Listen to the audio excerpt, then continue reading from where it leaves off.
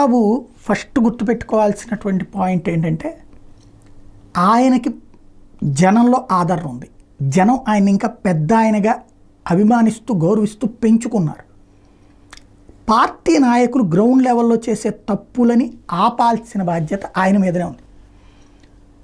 ఆయన దెబ్బతినేది ఆయన వల్ల కాదు, కింద వాళ్ళు చేసే తప్పు వల్ల. ఒక మద్యం దుకాణం బెల్ట్ షాపు లేదు అని చెప్తే నమ్మకూడదు కదా, ఆయన సొంత ఫీడ్బ్యాక్ పెట్టుకోవాలి కదా.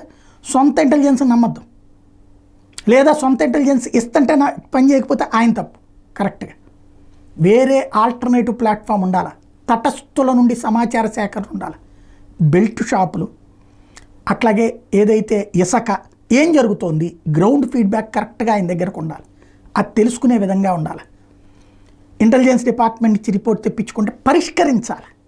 పరిష్కరించకపోతే ప్రజల్లోకి ఏమెళ్తుంది, నెగిటివ్గానే వెళ్తుంది.